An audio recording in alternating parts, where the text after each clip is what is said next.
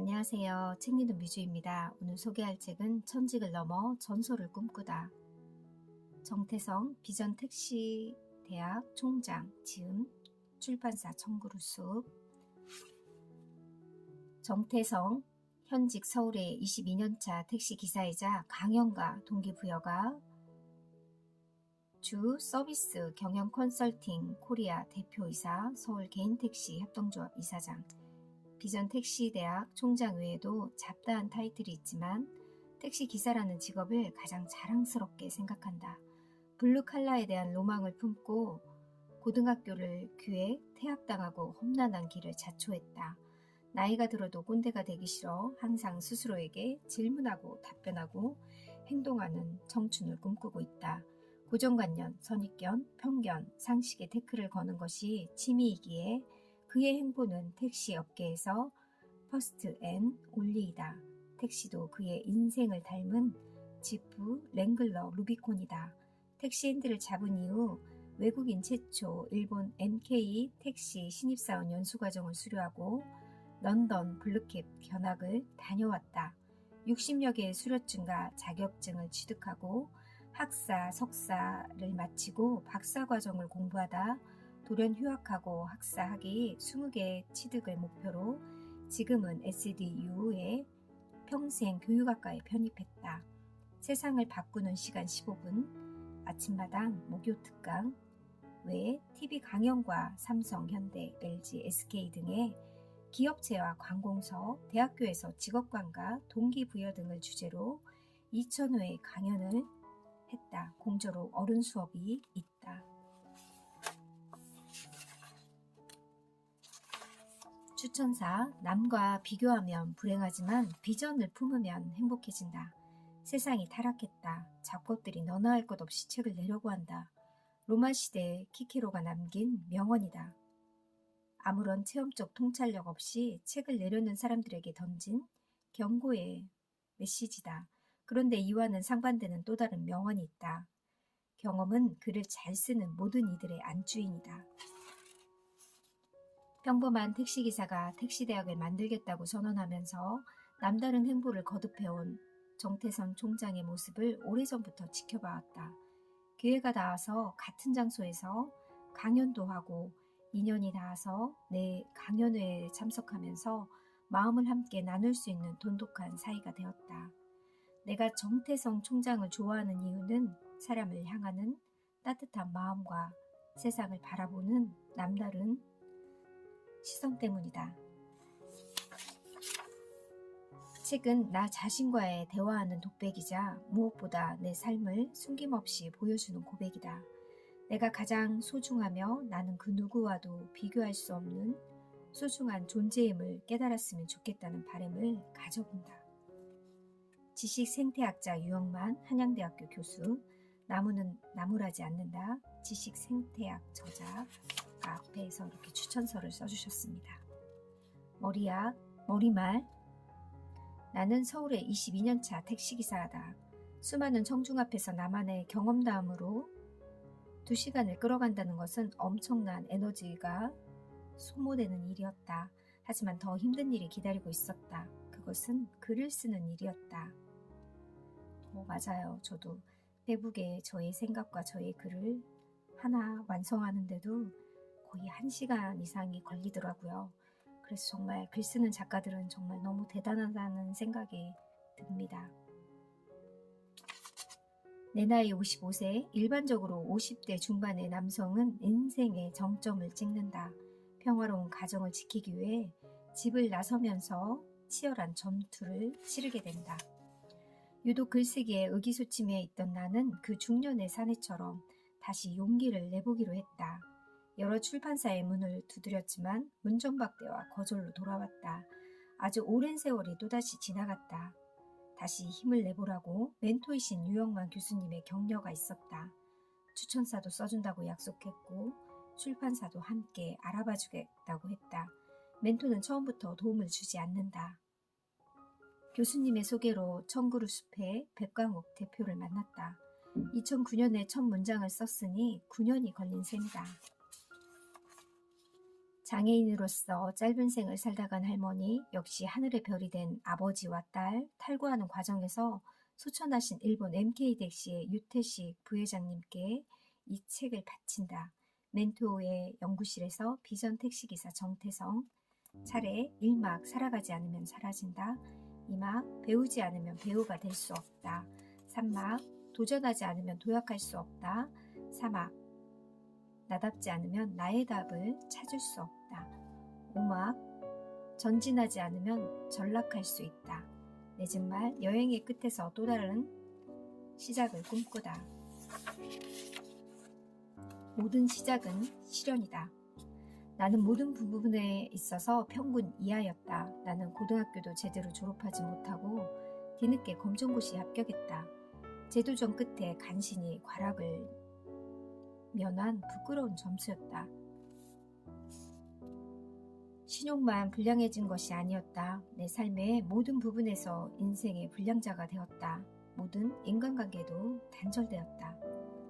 심장병을 갖고 태어난 딸이 수술을 받은 다음날 돌아올 수 없는 곳으로 떠났다. 지켜주지 못해서 미안하다. 사랑하는 내 딸아. 몹시도 추운 겨울날 경기도 고양시의 벽제 화장터에서 딸을 화장하고 난 후 정신이 나갔다. 실성하지 않는 것이 오히려 이상했다. 몇 날 며칠을 정처 없이 미친놈처럼 길거리를 쏘다녔다 보다.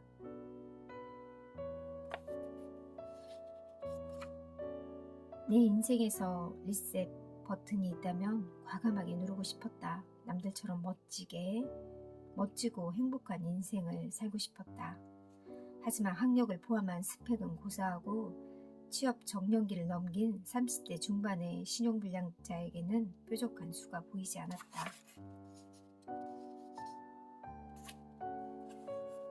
실현으로 시작했지만 그 끝에는 나만의 작품이 탄생하기를 기대한다. 우연히 접했던 1996년 노벨문학상을 수상한 폴란드의 여성 시인 비스와바 심부르스카의 두 번은 없다라는 시가 귓전을 때리는 이유는 무엇일까? 두 번은 없다. 지금도 그렇고 앞으로도 그럴 것이다. 그러므로 우리는 아무런 연습 없이 태어나서 아무런 훈련 없이 죽는다. 시작해야 작품도 나온다. 택시기사를 바라보는 사회의 일반적인 시선은 무척이나 부정적이다. 나이와 운전 경력, 최근에 교통사고 유무만 확인되면 택시 운전을 시작하는 데 전혀 지장이 없었다.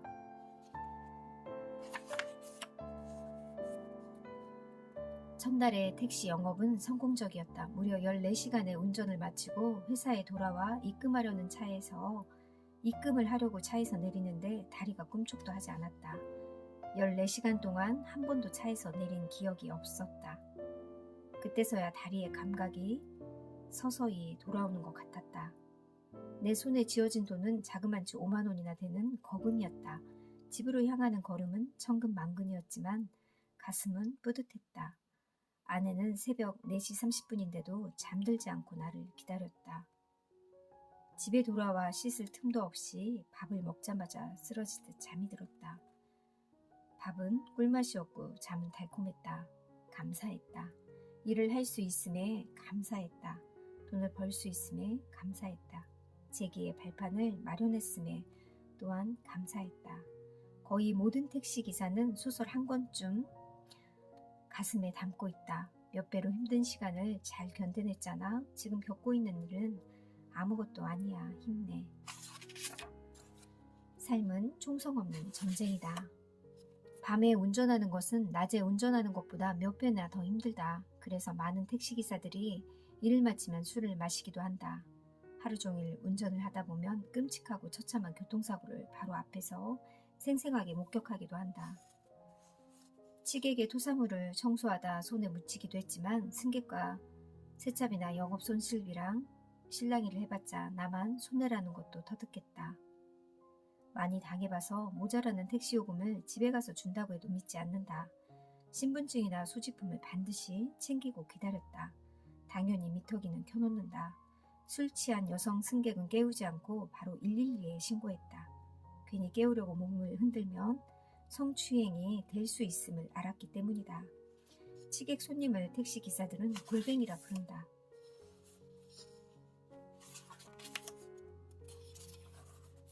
이렇게 책의 앞부분에는 택시 기사를 하면서 많은 손님들과 있었던 일화들이 많이 나와 있습니다.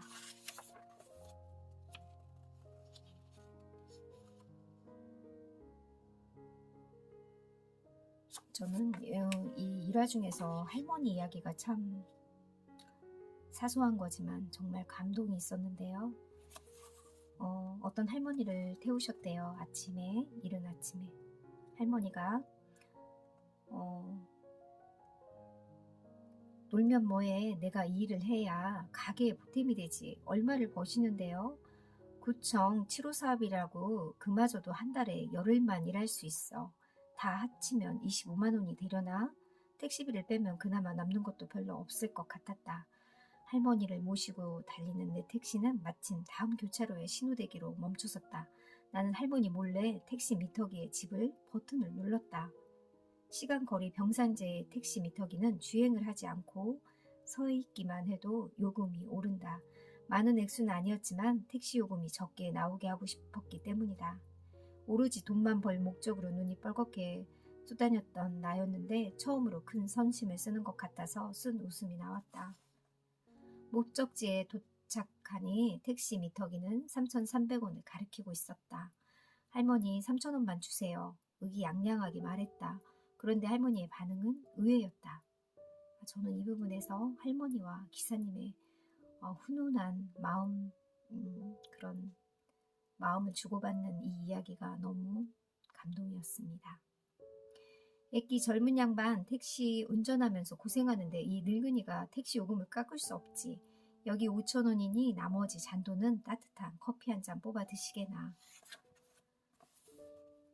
나는 왜 많고 많은 좋은 손님을 기억하지 못하고 그 반대의 소수 손님만 기억하고 상처받고 괴로워했을까? 맞아요. 사람은 좋은 걸 생각해야 되는데. 할머니 덕분에 나는 처음으로 스스로에게 질문을 해보았다.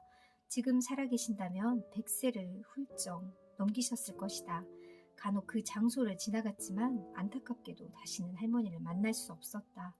솔직히 할머니가 보고 싶어서 일부러 간 적도 있었다.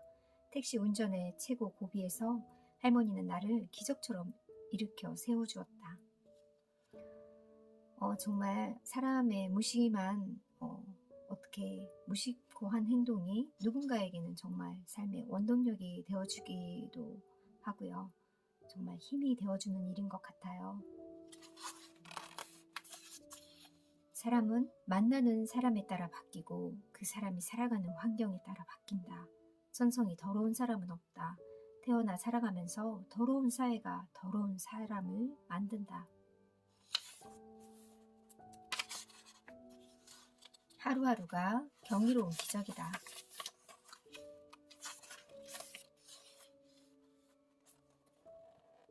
나를 언제나 따뜻하게 맞아주는 집사람이 있지 않은가? 그리고 피곤하면 잠을 잘 수 있고 힘들지만 내 힘으로 돈을 벌 수 있는 팔다리가 멀쩡한 몸이 있지 않는가? 내가 만난 사람, 내가 만나는 모든 순간, 시간과 공간 속에서 내가 만들어가는 모든 추억이 드라마요, 소설이며 영화가 아니고 무엇이랴.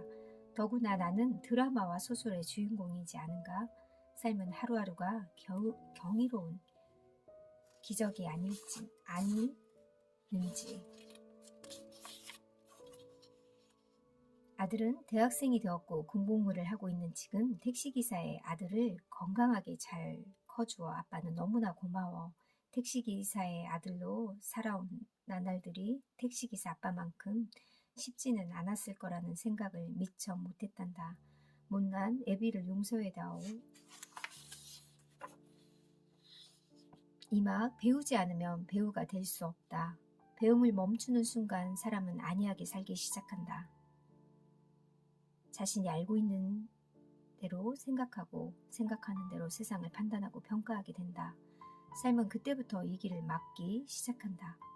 다시 마음을 다잡고 제대로 시작해야 한다. 제대로 해야 대로가 열린다.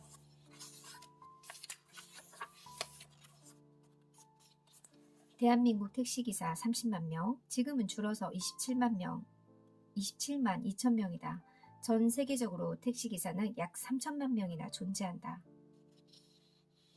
세계 속에서 나는 과연 어떤 위치에 서 있는지 알고 싶었다. 그래야 최종 목적지에 도달할 것 같았다. 거절을 받을수록 간절해진다. 편지 몇 통으로 MK 택시 신입사원 연수교육 허락을 받아낼 것이라고는 애초부터 기대하지 않았다. 노력도 없이 행운을 잡으려는 것은 당연히 도둑놈 심보라고 생각했다.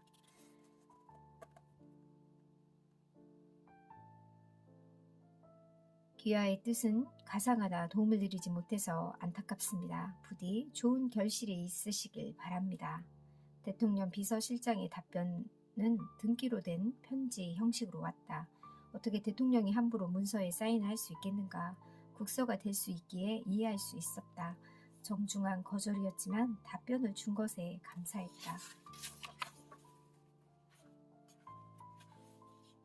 의지하지 말고 의지대로 살아가자. MK의 첫 편지를 보낸 지 어느덧 3년이란 세월이 흘렀다. 이제 답장이 왔나봐요.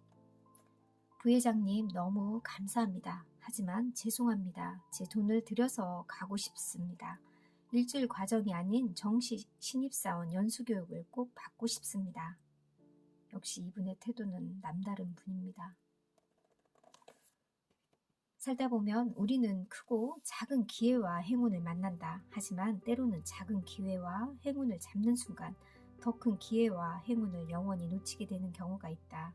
큰 마음을 먹고 선의를 베풀어준 제안을 거절한 나를 유태식 부회장님은 대단히 건방지다고 생각할 수도 있었다.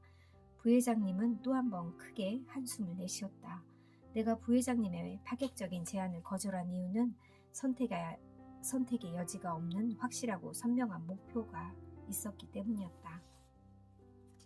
사람은 살다 보면 누군가에게 의지하고 싶은 충동이 일어날 때가 많다. 내가 남에게 도움이 될 수 있는 전문가가 되는 길이라고 생각한다. 의지하지 말고 의지대로 살아가자.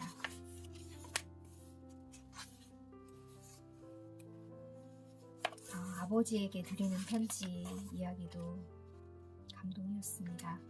아버지의 유품 운동화를 신고 등산을 하시기도 하나 봐요. 나는 아버지를 존경한다. 아버지가 장군이 아니라서 당신은 장군임에도 택시 기사 아들에게 그런 유언을 남겨주었기 때문이다. 소아마비를 심하게 앓았던 할머니가 아기를 낳지 못하는 집에 재취로 들어와 아버지를 낳고 아버지가 초등학교 때 일찍 운명하셨다고 합니다.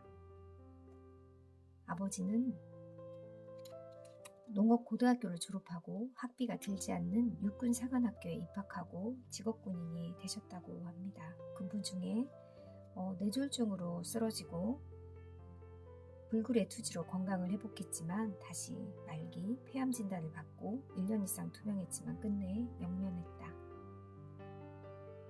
당신의 소원대로 대전 현충원에 안장되었다고 합니다.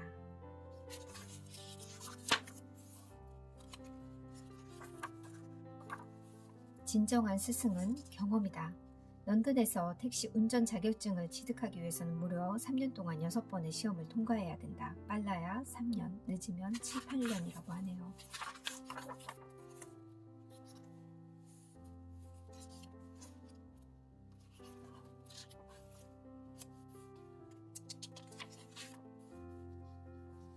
내가 좋아하는 향은 동기부여를 한다는 벨가못이다. 세차 후에는 항균 스프레이를 승객과 차량이 접촉하는 부분에 뿌리고 VVIP 고객을 위해서는 레드카펫을 깔아준다고 합니다. 내 택시의 트렁크에는 특별히 디자인해서 주문 제작한 2m짜리 레드카펫 2장이 있다. 보도가 짧으면 1장, 길면 2장을 연결해서 카펫 길을 만든다고 하네요. 승객이 레드카펫을 밟으면서 택시를 오를 때 문을 열어주고 닫는다. 또 평상시에 정장에서 운전 복장의 변화를 줘 교복과 교련복을 입기도 한다. 이런 대우를 받으면 얼마나 행복할까요?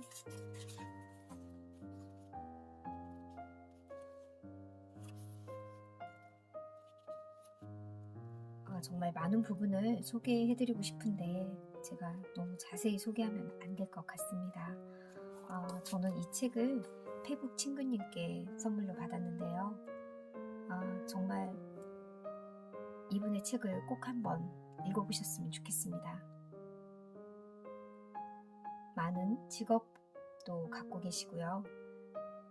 무엇보다 저는 이분의 페북에서 책꽂이에 책이 정말 가득한 걸 보고 택시기사님이 어떻게 이렇게 책을 좋아하시지?